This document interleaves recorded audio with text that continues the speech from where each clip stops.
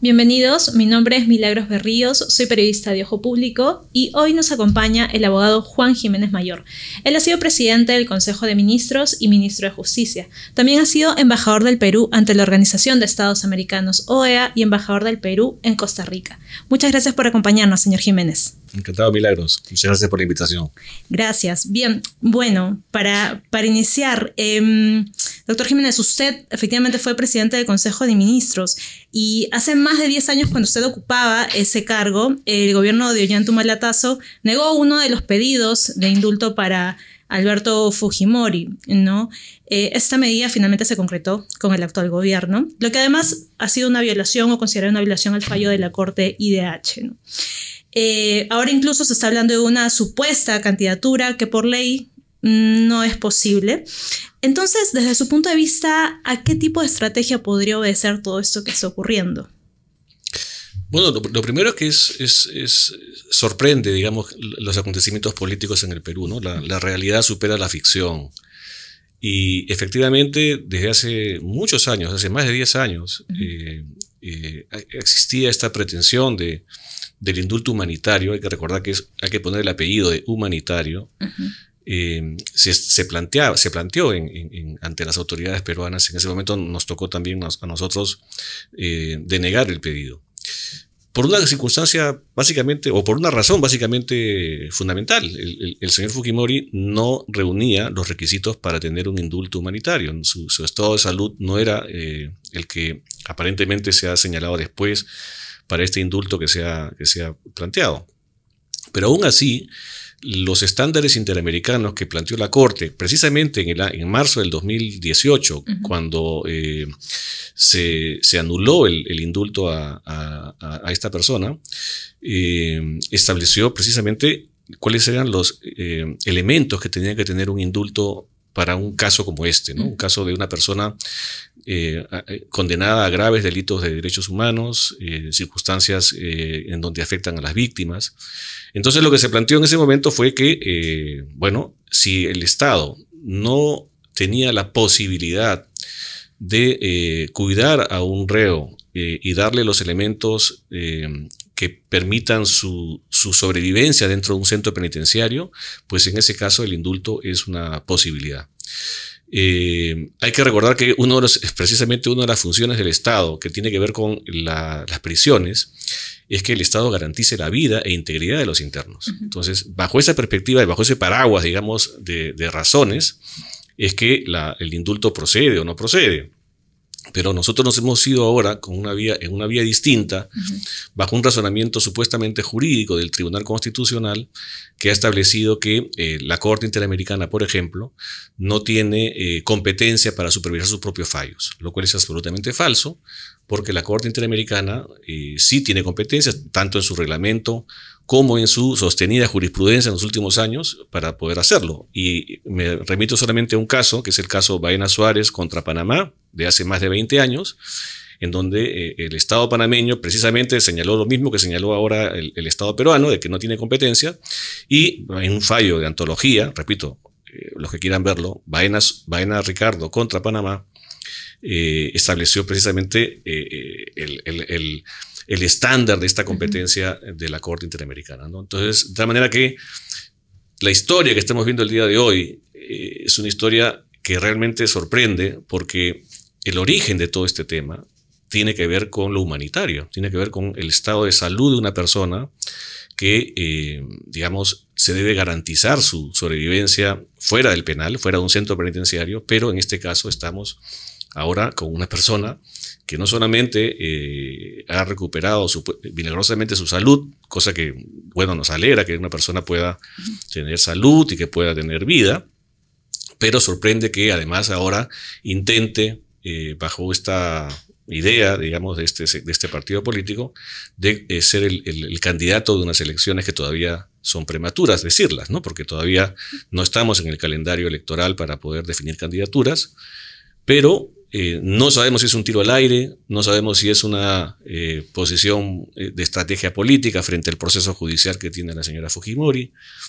No sabemos si esto lo que busca es desviar la atención de la opinión pública. En fin, hay una serie de factores que que llaman la atención, que creo que es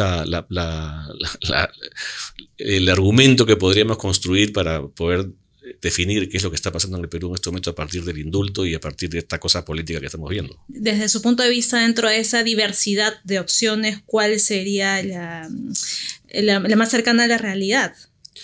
Bueno, la más cercana a la realidad es que nos han engatusado, o sea, nos han generado una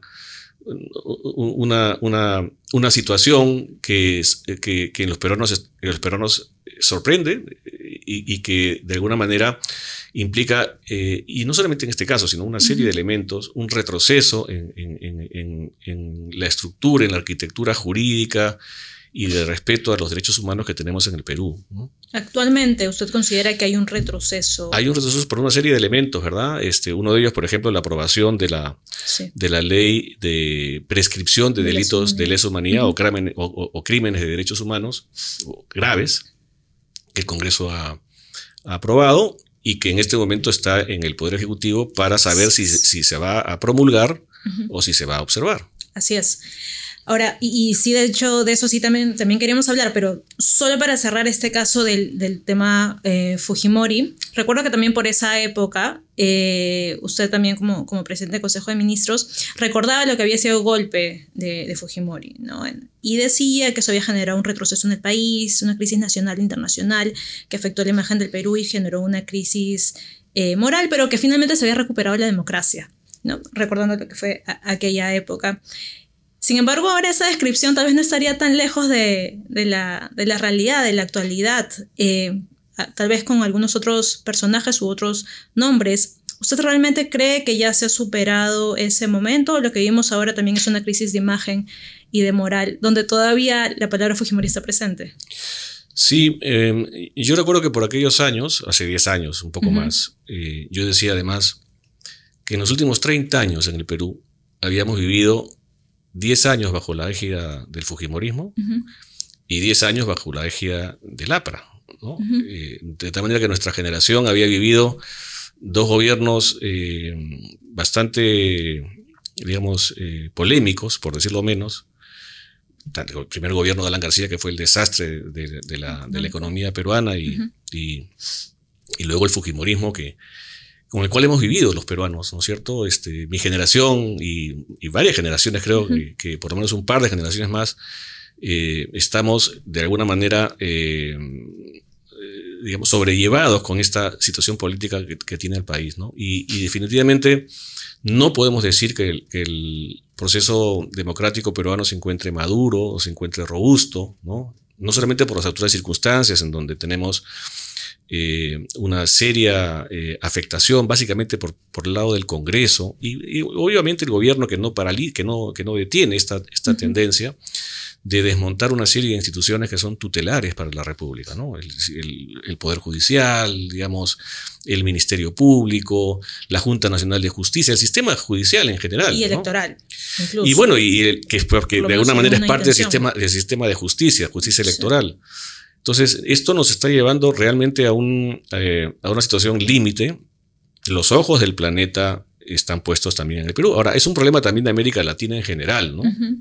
Tenemos países en América Latina muy complicados, pero tenemos que ver de qué manera, precisamente a partir de este desmontaje y esta situación que es muy, muy, muy delicada en el Perú, ver de qué manera tenemos también válvulas de escape que nos permitan a los peruanos defendernos cuando tengamos en el país situaciones arbitrarias, como usualmente las hemos tenido, ¿no?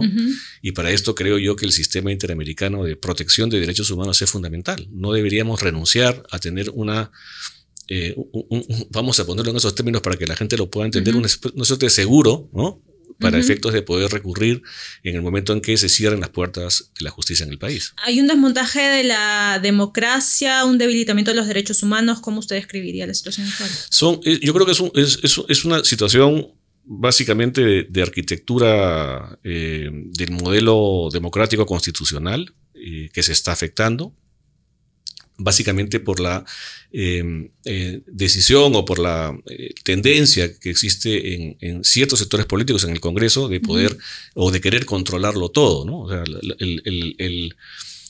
digamos, el asunto con la Junta Nacional de Justicia ha sido una pugna de poder para efectos de tener la posibilidad de cierto control de la Junta para la elección o la designación del jefe de la OMPE, de poder, obviamente, a través de la Junta controlar la designación de jueces o de alguna manera tener una hegemonía en relación a la judicatura. No hay que olvidar que en el Perú nuestro sistema judicial siempre ha sido una pieza que los políticos han querido avasallar permanentemente, porque esa es la forma, de alguna manera, de poder controlar el país, ¿no? O sea, ya es clarísimo que no basta tener el ejecutivo y el legislativo, sino que si no tienes el control del poder judicial, y eso lo vimos más clarísimamente en la época de Fujimori, es muy difícil que puedas tener el control de las cosas en el país, ¿no? Ahora que menciona el tema judicial y que hablamos de Fujimori, se me viene el juicio por el caso Cócteles, que hace poco ha comenzado, el juicio oral, y también desde su punto de vista como abogado, ¿no? Además que se ha cuestionado la solidez del caso de lavado de activos. Recientemente se ha conocido que Keiko Fujimori ha interpuesto un recurso ante el TC para anular el juicio oral. ¿Eso es posible?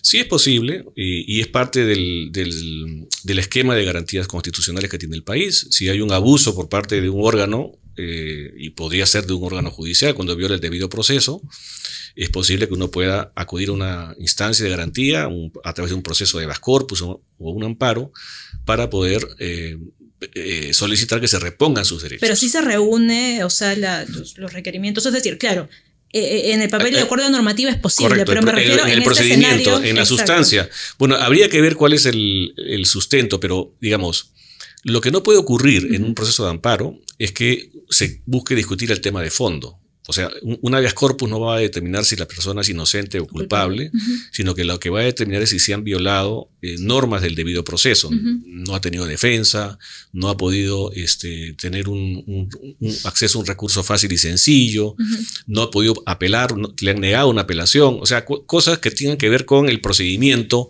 que se está realizando a nivel del Poder Judicial en relación a este caso o este mega caso que está en la judicatura en este momento, en el juicio oral.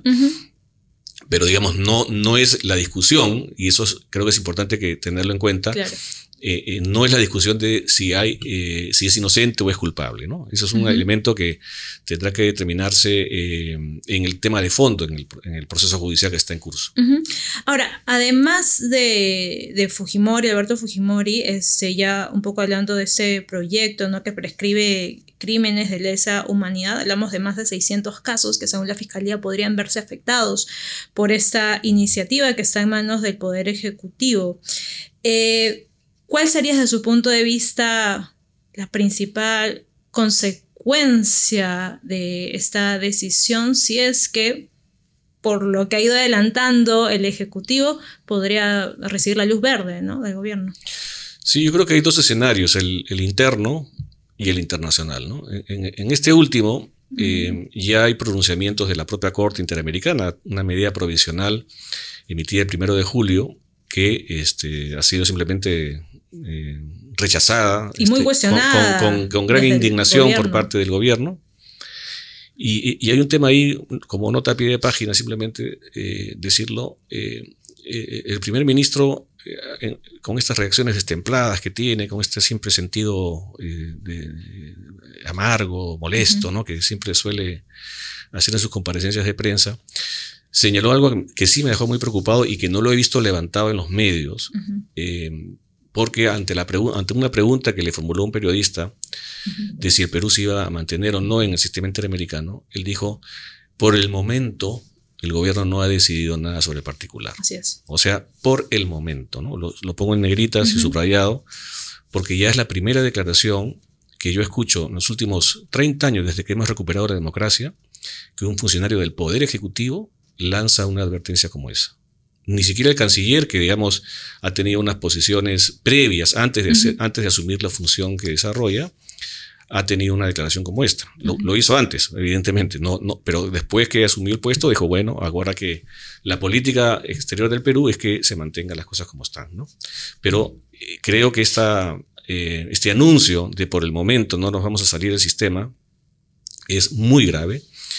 Y más aún cuando el propio primer ministro ha ido hace 2 meses a San José, a Costa Rica, a la Corte, a tener una reunión con la Corte Interamericana, a manifestar todo lo contrario. Entonces, estas situaciones de fragilidad en las posiciones políticas y sobre todo en un tema tan delicado como este, es preocupante.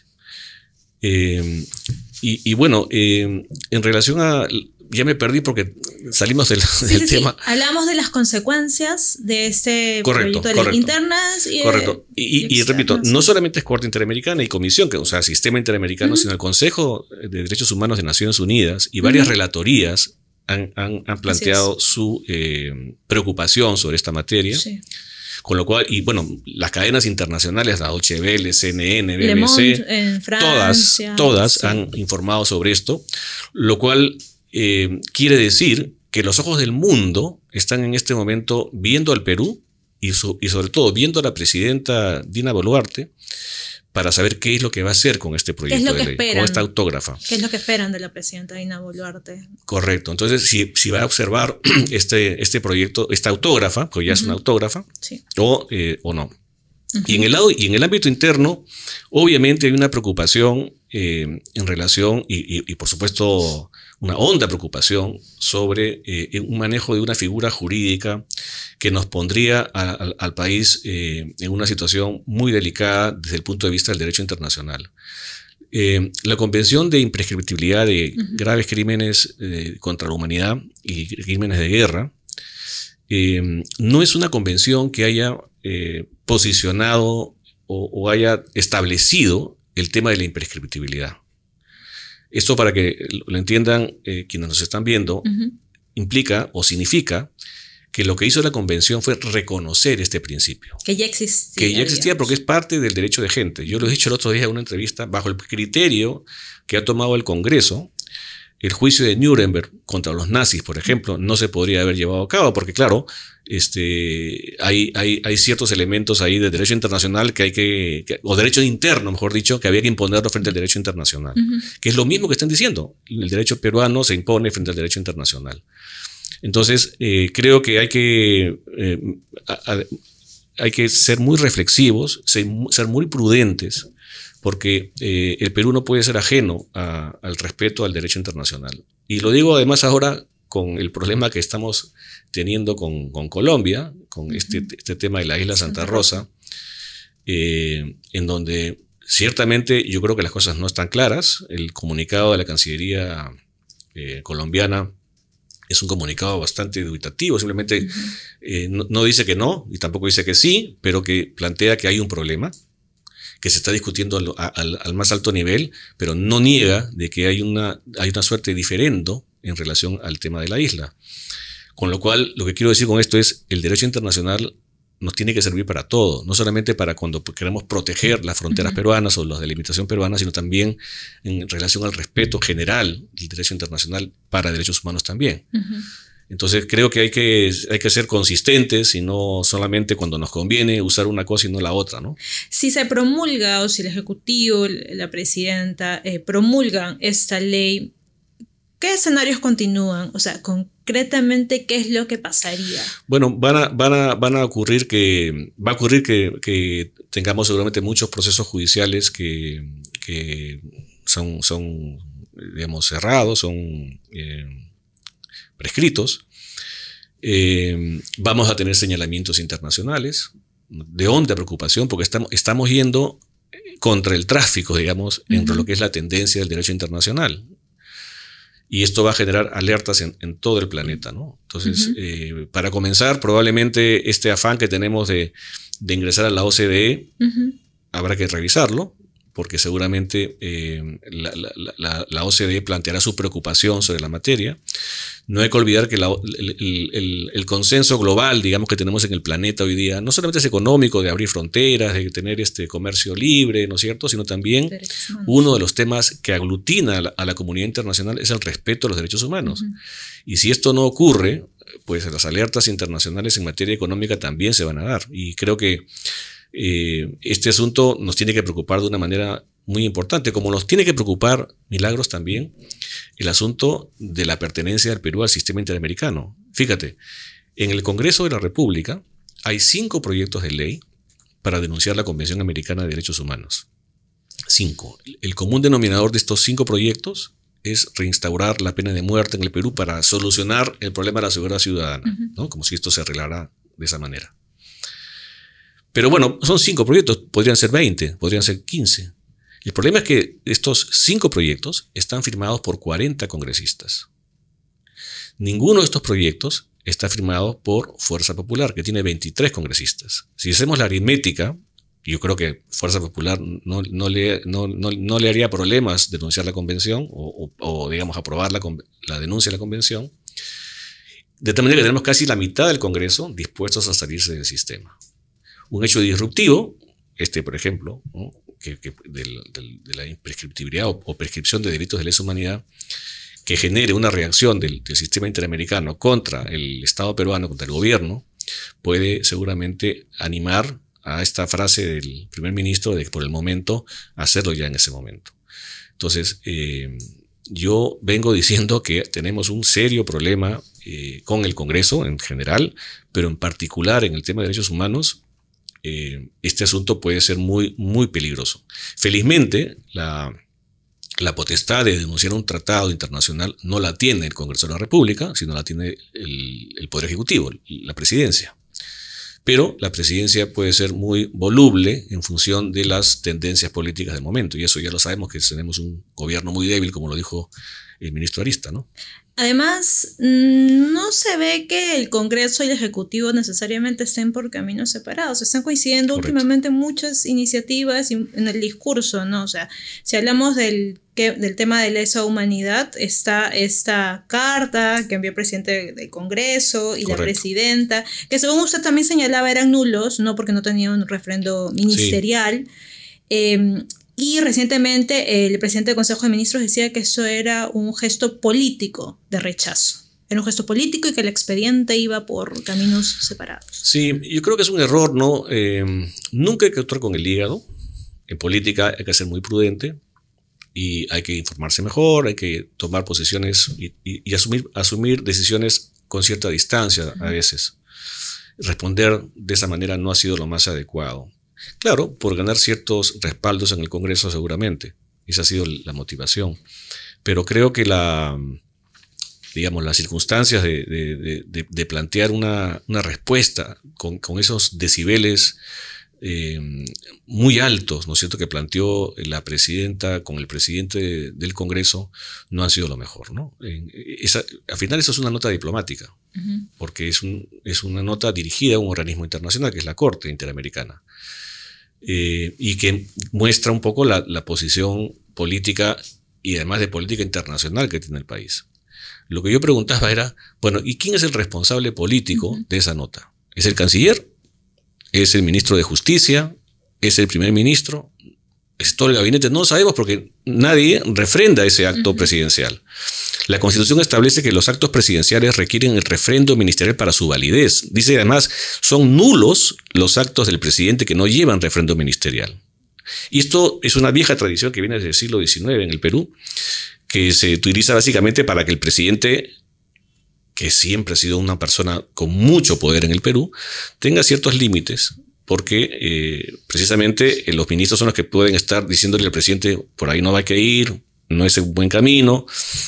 Pero si el presidente no tiene ese límite de poder decidir por sí mismo las cosas, pues vamos a vivir momentos muy duros. Y creo que aquí no ha sido bien aconsejada la presidencia y creo que aquí el Congreso debería tomar un papel. Y ese es el otro problema, que no vemos una oposición en el Congreso que pueda generar reacción frente a estas actuaciones indebidas del Poder Ejecutivo.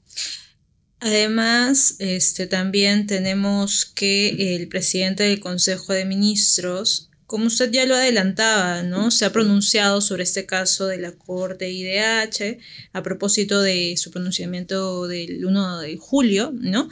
Y de hecho su discurso ha ido escalando. O sea, primero decía, unos días después de que saliera este documento de la Corte, decía que estaba indignado. Luego decía que no estaba en condiciones de descartar ninguna acción del gobierno, pero que sería un resultado de un profundo análisis. Luego decía que por el momento no estaban pensando en retirarse del sistema. como usted ha comentado. Y el 15 de julio recientemente señalaba que probablemente ahora sí sería necesario evaluar todo ello. Y también una última conferencia del Consejo de Ministros le consultaban sobre el mismo tema, si es que por ahí el Perú podría ser posible alguna sanción, ¿no? Y él como que respondía poco preocupado de eso, ¿no? Ya la Corte verá qué hacer. Pero sobre eso, fíjate, el Perú ya tiene en este momento, dependiendo de lo que ocurra, ¿no? Podríamos tener un segundo desacato de una orden o de una disposición de la Corte Interamericana. El Perú es el país que tiene más casos ante la Corte. Tiene 60 sentencias. El segundo país en el ranking es Ecuador, que tiene 49. O 39, perdón. Estamos bastante lejos. ¿Por qué? Porque hemos tenido un sistema judicial que no resuelve. O sea, que no defiende los derechos de las personas. Y por eso que la gente recurre al sistema, porque como no puedes obtener justicia en tu país, te tienes que ir afuera a hacerlo.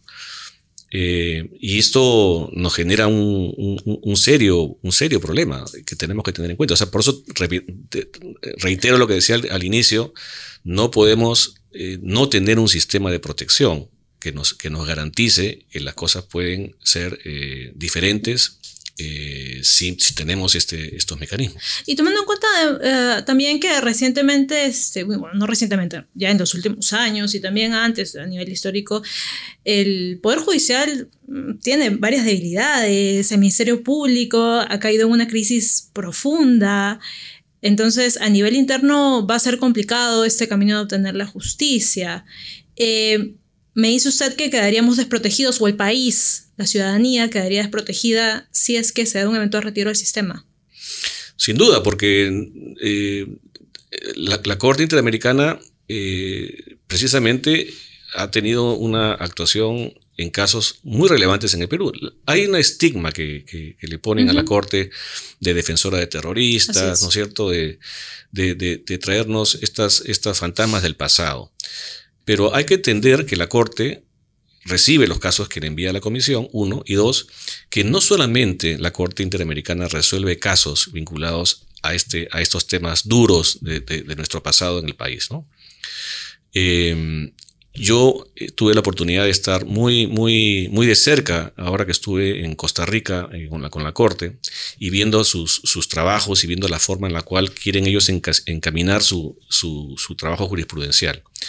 Y te voy a contar solamente un caso para que, quienes nos ven puedan tener una mejor idea de la Corte, porque es el estigma que es muy fuerte en el Perú, que es muy mediático, que se ha posicionado fuertemente en la opinión pública. Tiene que tener también otras voces que digan qué es lo que está pasando. Hay un caso, se llama Vera Rojas contra Chile, más o menos tiene 3 años. Es un caso que tiene que ver con los seguros médicos. Y esto con lo que quiero decir es que la tendencia jurisprudencial de la Corte ya está yendo por otros temas. Es un caso en donde una persona, una chica, que tenía una enfermedad rara. De un momento a otro, la compañía de seguros le eliminó la prestación para esta enfermedad rara y se quedó, off-site. No podía tener una cobertura de salud de una compañía privada, de un seguro privado. Este caso se agotó la vía interna en Chile, en el Poder Judicial, y se fue al sistema interamericano. Y el sistema interamericano le otorgó protección a esta persona, con lo cual generó además un estándar interamericano que es el siguiente. Los derechos humanos, por regla, son evolutivos. Es decir, vamos alcanzando, reconocimiento de derechos, y estos derechos ya no pueden retroceder. No podemos disminuir la categoría de derechos ni el concepto de derechos, el contenido de derechos que vamos dando. Es un principio básico de los derechos humanos. Y lo que ha dicho la Corte es, bajo este principio evolutivo de los derechos humanos, ni las compañías de seguro privadas pueden retroceder en las prestaciones que brindan a sus afiliados. Con lo cual se fija una posibilidad muy importante en toda América, incluido por supuesto nuestro país, para que las personas puedan cuestionar a las compañías de seguros que paulatinamente, y es un tema que seguramente todos los que nos están viendo lo saben, Todos los años nos van quitando prestaciones, nos van subiendo las primas, nos van generando mejor negocio para las aseguradoras y no nos están generando la posibilidad de tener una mejor cobertura de salud privada, ¿no? Estamos hablando de seguros privados. Entonces, fíjense la utilidad que puede tener el sistema. Y bueno, y hay casos de libertad de expresión, de estándares de investigaciones de carácter penal en general, temas que tienen que ver con los asuntos laborales, de despidos arbitrarios, temas pensionarios, ¿no? En el caso peruano tenemos inclusive temas de nacionalidad. El caso Ipcher es un caso emblemático en la región porque establece los estándares de la patria y otros elementos que tienen que ver con actuaciones abusivas de la administración. Y es lo que está pasando, por ejemplo, hoy día en Nicaragua, ¿no? En Nicaragua que no solamente persigue a sus opositores políticos y no solamente está, digamos, generando una dictadura muy férrea, una de las más duras, digamos, que tenemos en la región, o la más dura después de Venezuela, o conjuntamente con Venezuela, sino que además de confiscar propiedades a políticos o a opositores, les está quitando la nacionalidad. O sea, es como que mañana viene un dictador, bueno, que venga un dictador acá y nos diga, no, ya tú no eres peruano, ¿no? ¿Con qué derecho? ¿Cuál es la potestad o cuál es el poder que puede tener una persona de tamaña arbitrariedad? Entonces, para esto funciona el sistema. Hay que tener siempre seguro, porque en el Perú nadie tiene la vida asegurada desde el punto de vista político. Ya hemos tenido un intento de golpe de Estado en diciembre del año 22, ¿no es cierto?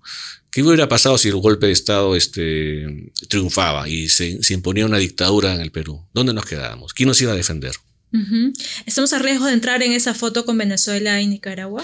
Sin duda, porque son los países que se han retirado del sistema, ¿no?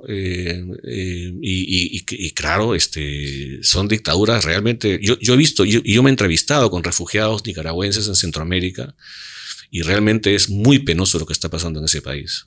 Muy penoso. Hablamos de dictaduras en ese caso, usted comenta. En el caso de Perú, ¿de qué hablamos? En el caso de Perú estamos hablando de una democracia frágil que ha venido siendo afectada por una serie de eventos. Todavía tenemos un poder judicial que está actuando, una fiscalía que está también asumiendo una posición, me parece, adecuada. Fíjense, en este asunto, por ejemplo, del proyecto de la autógrafa de la imprescriptibilidad o que busca la prescripción de delitos, la posición institucional del Estado peruano no ha sido unánime. Porque claro, tú comentas la carta de la presidenta y el presidente del Congreso, pero hay una carta, hay una nota de la Fiscalía de la Nación, de la Junta de Fiscales Supremos, claro, que lo rechaza. Que así es, ¿no? Y habla de todos los riesgos y los casos perdidos. Es correcto. ¿No? Y la defensa de las víctimas, ¿no? Y la Fiscalía habla de esto afectaría a más de 550 personas. Pero además del premier o del presidente del Consejo de Ministros con este discurso, hace unos días el canciller, ¿no? Javier González Olechea, también mostró una postura discrepante sobre la resolución de la Corte IDH. Ha dicho que se ha extralimitado, que no les dieron margen a una respuesta un poco más diplomática y por eso es que se envió esta nota. No logra ser completamente claro sobre la postura del gobierno.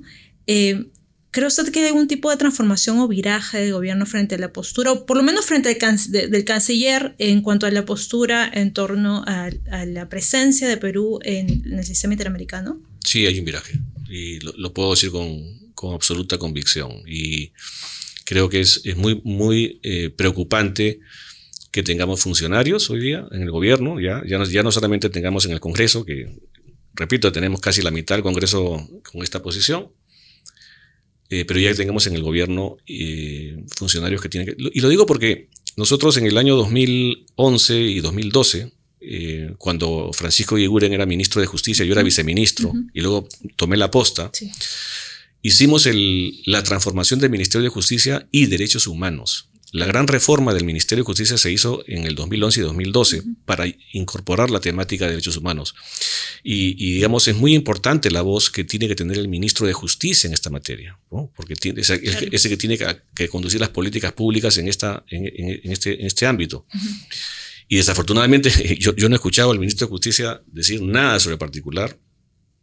o si lo ha dicho, no lo ha dicho con la resonancia debida, porque él es el que tiene la responsabilidad en esta materia. Ciertamente es una materia compartida a nivel internacional, pero el esquema de defensa del Estado está vinculado al sector justicia, y derechos humanos está ahí.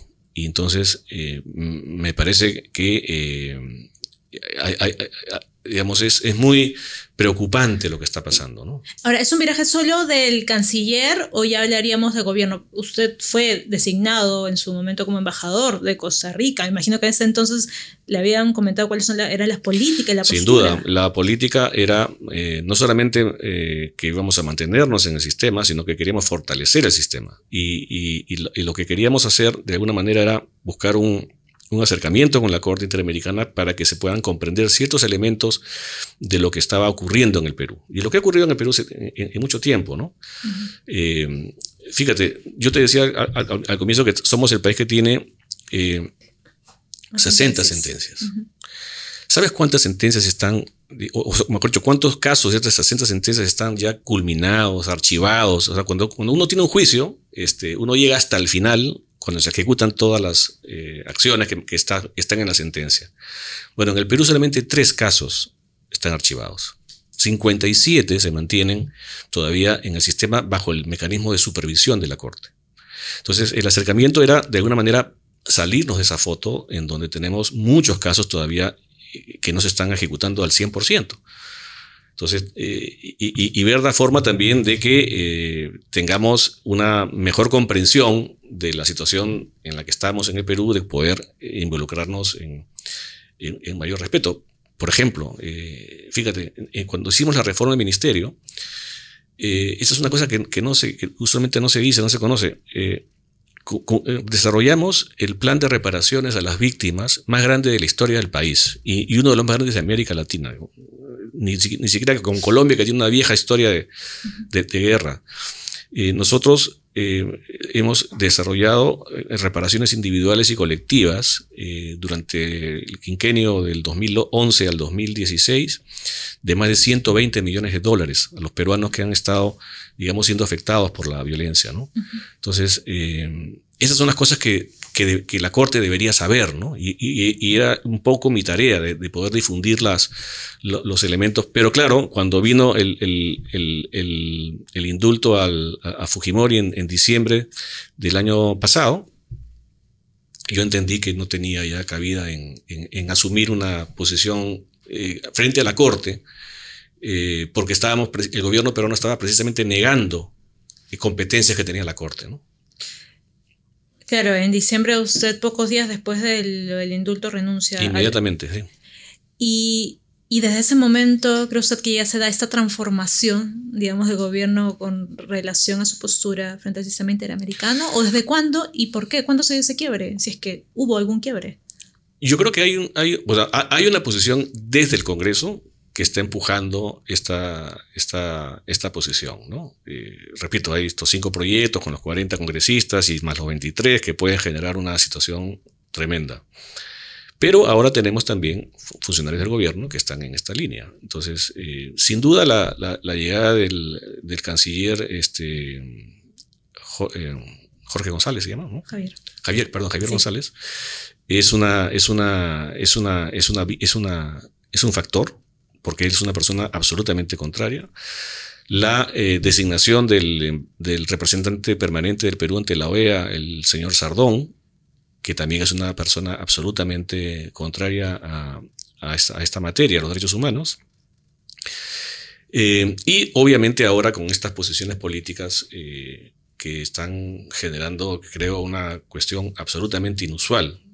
Hemos tenido gobiernos en el Perú en los últimos 20 años, desde que se recupera la democracia, en donde no hemos tenido ninguna duda de que tendríamos que mantenernos en el sistema. Y cuando, digamos, a mí me llamaron para poder desarrollar esta labor con la Corte, no tenía ninguna duda de que eso era así.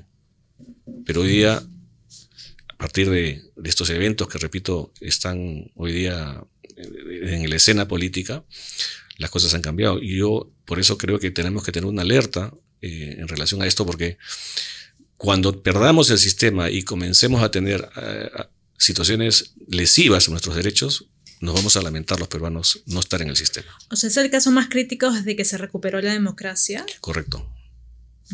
Y en el caso de canciller, me dice usted que ha habido un viraje en el sentido de que antes sí tenía una postura distinta o la postura... No, la postura, no, cuando el canciller llega a la posición, cuando es designado en el año pasado, en el último trimestre del año pasado, él señaló de que, bueno, él tenía una posición personal, pero ahora él asume la posición del gobierno, claro, ¿no? Pero claro, uno nunca deja de pensar como piensa, ¿no? Bueno, hay gente que sí cambia el pensamiento, pero en esta materia yo creo que no ha habido un cambio en lo personal. Ha tenido que acomodarse porque la Cancillería peruana, hizo que decirlo, que es muy profesional y que tiene diplomáticos de muy alto nivel. La posición de la Cancillería peruana, institucionalmente, es una posición muy distinta a la que plantea hoy día el gobierno. La Cancillería tiene una posición que el Perú tiene que permanecer en el sistema porque se entiende que esto es parte del consenso internacional. Salirnos del sistema es irnos al lado de Venezuela, irnos al lado de Nicaragua, ¿no? Irnos al lado de Trinidad y Tobago, que denunció la convención. Y no nos va a solucionar el problema, porque, ojo, porque ya la Corte Interamericana en el año 99, cuando el Perú tuvo la pretensión de salirse de la competencia de la Corte, no de la convención, de la Corte, en una resolución de antología, era el caso Ipcher además, la Corte Interamericana estableció que es improcedente retirarse del sistema. De esa manera tendrías que denunciar la convención. Y lo segundo que dijo fue que en estos casos la Corte tendrá competencia hasta el momento que el Perú hasta el momento que se formalice el retiro, que todavía es un año después de la denuncia.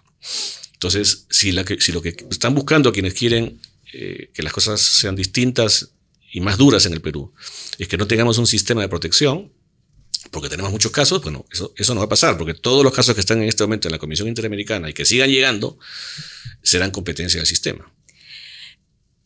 Pero ¿por qué es que, o cuál sería la causa de esta postura del gobierno? ¿Solo que está cediendo ante el Congreso? O tal vez, no sé si es que tiene que ver con lo que en su momento mencionó la comisión relacionado a las protestas y a las muertes, en las protestas contra el gobierno de Dina Boluarte, donde tampoco fue del agrado del gobierno, ¿no?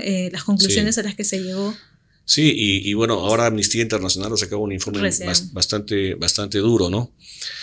Sí, es una posibilidad que haya esa perspectiva también, pero yo creo que paulatinamente las cosas se están deteriorando en el país, ¿no? Paulatinamente estamos minando y creo que nos va a costar a los peruanos reconstruir el país después de todo este tiempo, incluido Castillo, o sea, el presidente Castillo, que tuvo una gestión desastrosa también. Nos va a costar reconstruir la gestión pública, ¿no? Hoy día, por ejemplo, hablábamos, creo que eso más temprano, se ha modificado la política general de gobierno, ¿no? Se ha incorporado un nuevo... Pero se han demorado un año para sacar un decreto que establece la importancia de la política exterior y la importancia de que el país asuma como objetivo nacional la incorporación a la OCDE, ¿no? A este club de países ricos, exclusivos, desarrollados, al cual el Perú pretende entrar. Pero digamos, se demoró un año para sacar un decreto que diga eso, porque lo anunció la presidenta el año pasado. O sea, la gestión pública, es lo que quiero decir, ¿no? La gestión pública en el Perú sigue ralentizada, hay demasiados cambios de gestión, la situación, digamos, en la toma de decisiones del país es muy lenta, ¿no? Y a eso me refiero, nos va a costar reconstruir una gestión pública eficiente. En Europa están discutiendo hoy día el sistema, ¿cómo le llaman? El diseño digital, ¿no? Al 2030. O sea, todos los servicios del gobierno, de los gobiernos en Europa, al 2030 serán digitales. ¿Qué estamos discutiendo en el Perú hoy día? Si nos queremos volar la ley de servicio civil, para comenzar, ¿no? Entonces, ¿hacia dónde estamos yendo? Menciona usted al expresidente Pedro Castillo. En febrero de 2022, cuando en una entrevista que le hacían, usted comentaba o identificaba 4 problemas en la gestión en ese entonces, ¿no? De Castillo. Decía la capacidad, el problema para definir el interés general, porque se habla mucho de los intereses privados, particulares. O sindicales también, ¿no? O sindicales, los problemas de dirección y también de valores. ¿Cree que la situación ha cambiado con la vicepresidenta que tenía y que ahora es nuestra presidenta, Dina Boluarte? Bueno, en el Perú las políticas a veces no cambian, ¿no? Lo que cambian son los actores, las malas políticas, digamos, porque las buenas políticas sí cambian y las destrozamos, ¿no? Vino una gestión nueva y ya no queremos seguir con esa política y cambiamos. Pero sí, hay un problema digamos, en el gobierno de poder entender el país, ¿no? Y el país, digamos, básicamente yo diría que el indicador clave para poder demostrar lo que estoy diciendo es el nivel de confianza de la gente hacia el gobierno, ¿no? O el nivel de aceptación. El nivel de desaprobación es histórico, o aprobación del gobierno, ¿no? Entonces, y claro, la respuesta típica pues de un funcionario, de un alto funcionario es, bueno, nosotros no trabajamos con las encuestas, ¿no? Pero sí trabajas con las encuestas, pues, o sea, tienes que trabajar sabiendo qué cosa es lo que piensa la población, porque el día de hoy, por ejemplo, la Política Nacional de Modernización de la Gestión Pública, al 2030, establece que, digamos, los servicios públicos, la acción de gobierno en general y la actuación de los funcionarios tiene que velar por un elemento que es fundamental, el valor público. ¿Y qué es el valor público? El valor público es un concepto que implica que lo que hacemos satisface a la población.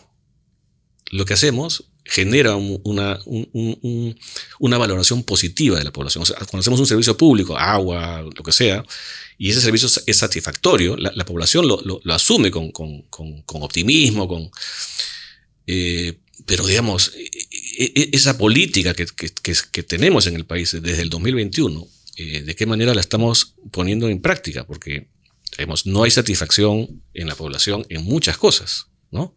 En salud, por ejemplo, ¿no? Veamos la salud pública. Ahora estamos viendo el tema de medicamentos, ¿no? Que es una cosa tremenda. Ya inclusive hay un cártel que se está investigando por Indecopi. Sí. Y eso va a tener repercusiones en el ámbito penal, ¿eh? Ojo, eso no solamente es un tema de colusión para ganar contratos administrativos, sino que tiene una connotación penal. Y había que ver, ¿no es cierto?, qué cosa ha sucedido ahí. Pues una vieja investigación. Y en el tema de abastecimiento de medicinas, ¿no? Fíjate, nosotros hicimos un concurso, yo siempre lo recuerdo, que se llamó el trámite de más, ¿no? En México se llamó el trámite más inútil, ¿no? Entonces, por no copiarnos con México, le pusimos el trámite de más. ¿Que era qué cosa? Un concurso nacional donde la gente tenía que decir qué trámites en el país están mal, ¿no? Y ganó una señora de Huancayo que planteó una cosa que ya funcionaba en algunos sitios, que era que las citas médicas que hoy día funcionan en muchos hospitales del Perú con colas a las 5 o 4 de la mañana, personas que están enfermas además que tienen que hacer la cola, imagínense con este frío ahora en Lima. Bueno, y ella dijo, no, que se hagan citas por el teléfono. Hace 13 años por el teléfono, ¿no? Hoy día podría ser por aplicativos, en fin. Y esa es la persona que ganó. Hoy día hay hospitales que sí tienen un sistema como hospitales públicos, pero la gran mayoría utiliza el viejo sistema, ¿no? Hagas tu cola y a ver si llegas. Pero igual, bueno, ahí es todo un tema amplio para hablar. No, sin duda, pero lo que quiero decir es el valor público. Lo que quiero decir es el gobierno dice que no le hace caso a las encuestas. Bueno, las encuestas están en esas cosas, ¿no? Claro, exacto. Pero volviendo a este tema de los problemas, ¿no? de la gestión Castillo que le comentaba, ¿cuál cree usted que es el principal problema de la gestión Boluarte? Es una pregunta muy grande. Yo creo que hay muchos problemas, ¿no? Están en la idea de tener, digamos, mejores personas en el gabinete, pero hay un problema de fondo que es la disfuncionalidad del gobierno con la población. El divorcio que tiene la brecha que ha generado el gobierno con la población es muy alta. Y básicamente por decisiones equivocadas, ¿no? La de no rendir cuentas, la de no haber tenido una reacción rápida con el asunto de las protestas en su momento, ¿no? De no tener una decisión enérgica de poder separar la paja del trigo, ¿no? Y asumir responsabilidades en su momento. Y creo que eso ha sido uno de los temas mucho más duros que tiene el gobierno. Y luego de eso, ya la conducta poco austera de la presidenta, ¿no? Y creo que ahí voy a reseñar al presidente Paniagua, ¿no? El presidente Paniagua, que tuvo una presidencia corta, pero muy ejemplar, ¿no? Y una de las cosas que él planteaba, yo en esa época fui funcionario, claro. Era que los funcionarios teníamos que manejarnos con austeridad, ¿no? Lo que él llamaba la austeridad republicana. Ir a los orígenes de la patria, donde teníamos, digamos, a los grandes pensadores liberales que teníamos en el Perú, que tenían que desempeñarse con determinadas cualidades, ¿no? Básicamente no ser ostentosos, básicamente ser muy prudentes en lo que hacemos, ¿no? Entonces, en ese sentido, creo que esta cosa, digamos, que la propia presidenta, que es la que personifica a la nación, ha planteado una enorme distancia, y creo que eso es poco recuperable, ¿no? Creo que la conducta de la presidenta en ese sentido, lastimosamente, ¿no? Para ella y para el país, porque finalmente tenemos todavía un largo trecho que cumplir para si es que este asunto se mantiene, ¿no? Para efectos de ver quién asume la posta presidencial en el país. Cuando habla de conducta poco austera, también pienso en el caso Rolex. Estoy pensando en eso, claro. Usted formó parte de la misión de apoyo contra la corrupción y la impunidad en Honduras, así que conoce un poco los mecanismos, ¿no?, en torno a este delito que persigue a las más altas esferas en Perú. Sabemos todos los procesos judiciales abiertos a presidentes.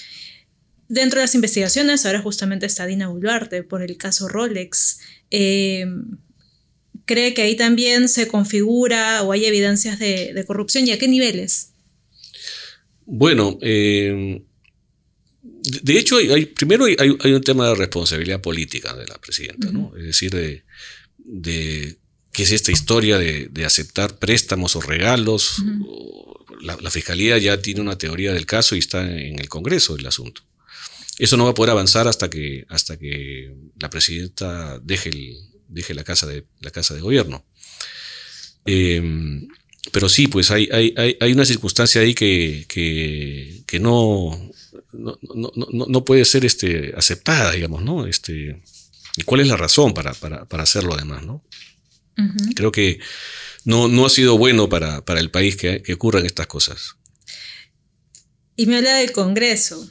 Recuerdo que también usted en algún momento comentaba que siempre el Congreso ha actuado para proteger sus intereses, ¿no? Es como que un tema a veces histórico y que a veces ha sido hostil para el gobierno. Eso se ha evidenciado sobre todo en años anteriores. Ahora, bueno, como vemos ahí, un comportamiento distinto. Pero ¿usted cree que la tendencia se mantiene o ya hablamos de otro nivel con este Congreso? Bueno, lo que pasa es que este Congreso no solamente mantiene esa posición, digamos, en algunos casos, ¿no? Porque yo creo que ya no se siente oposición en el Congreso, ¿no? Ese es el problema más bien. Ya no hay interpelaciones, o si hay interpelaciones, uno ve 4 gatos en el Congreso, ¿no? Y a nadie le importa. Entonces son interpelaciones para cumplir.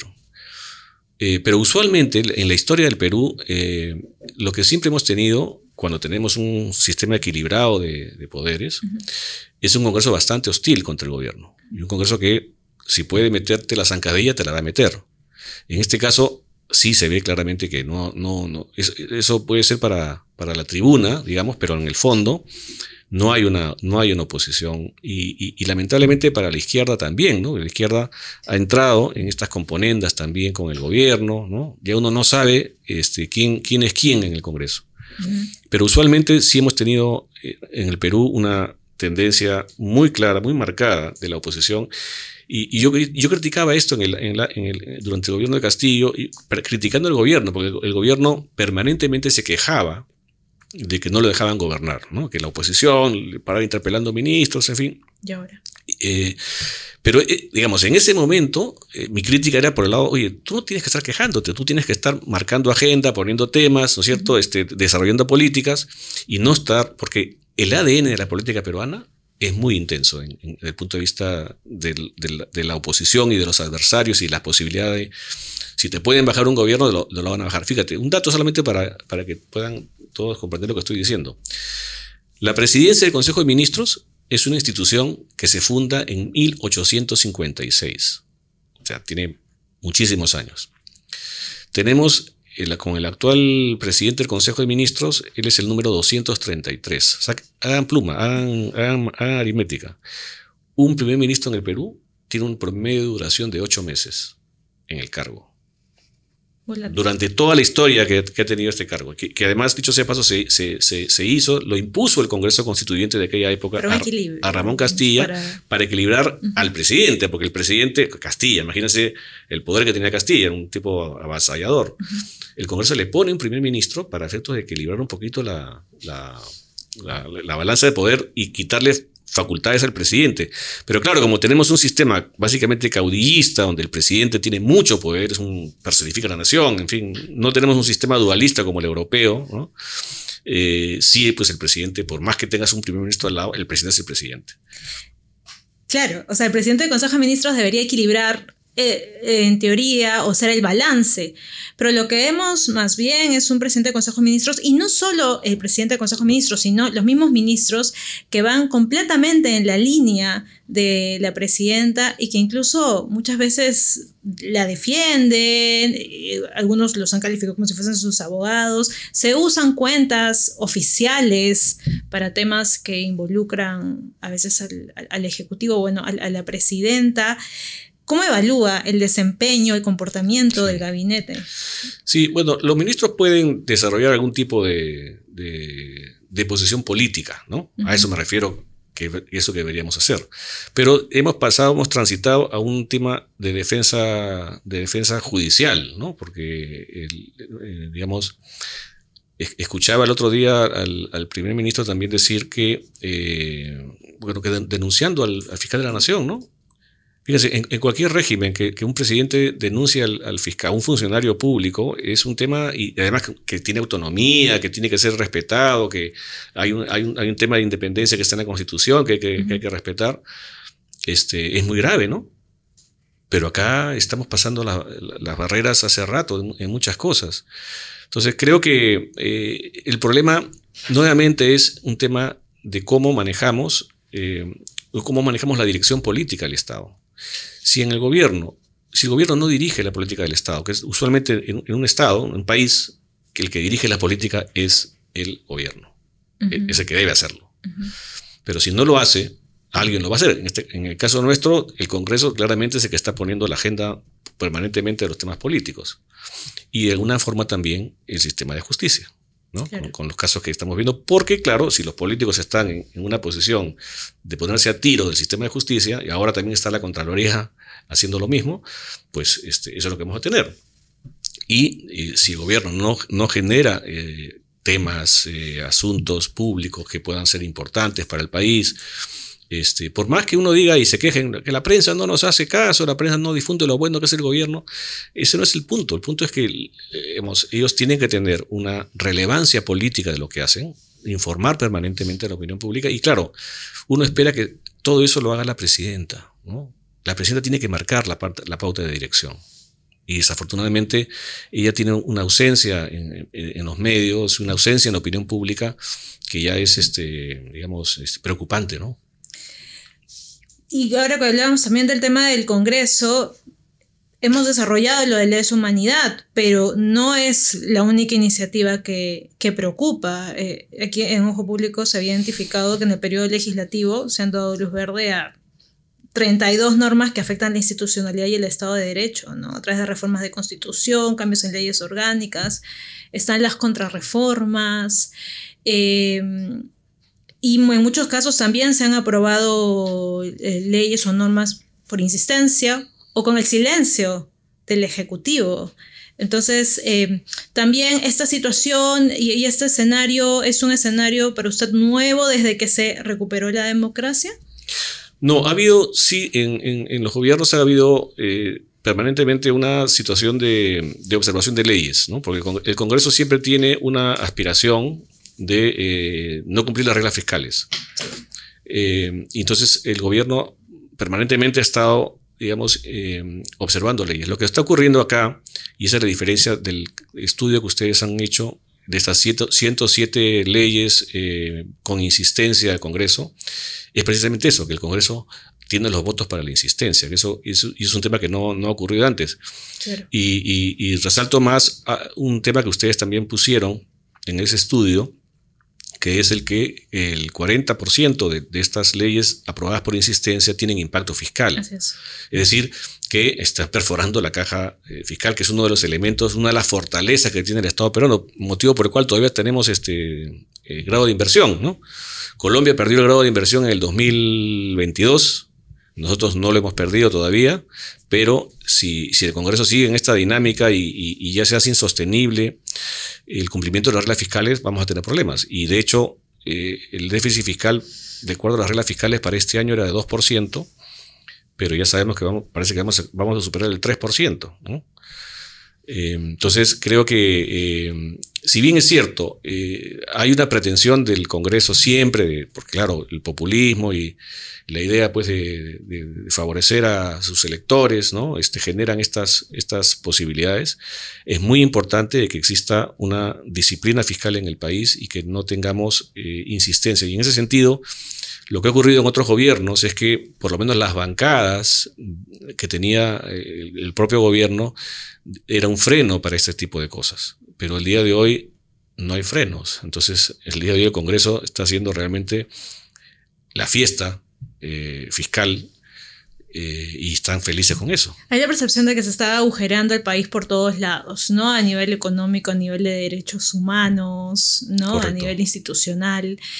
Se ha cambiado la regla de la paridad de género, por ejemplo, ¿no? Se derogó una ley que ha pasado así inadvertida, que es el lenguaje inclusivo, que bueno, uno puede decir sí o no, pero digamos, para el sector, digamos, feminista era un avance, ¿no? Se lo han soplado, ¿no? Porque hay gente que se le ocurre que no. No, pero también hablamos del tema educativo, bueno, o sea, de contrarreformas, ¿no? La SUNEDU. Y justamente en esa época, ¿no? En el gobierno de Yantumala es cuando se da el tema de la ley. Y particularmente presidí yo el primer gabinete con paridad, ¿no? 9-9. Uh-huh.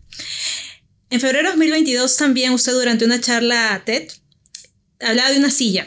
Ah, sí. Y decía que este era como que un simbolismo de poder, ¿no? Y que también ser político implica un riesgo, principalmente reputacional, porque la gente desconfía y odia de los políticos, y decía que era importante saber sentarse en esa silla y que el político sepa cuál es su lugar en la silla. Si partimos de esa referencia, ¿este gobierno sabe sentarse en esa silla y usar ese poder?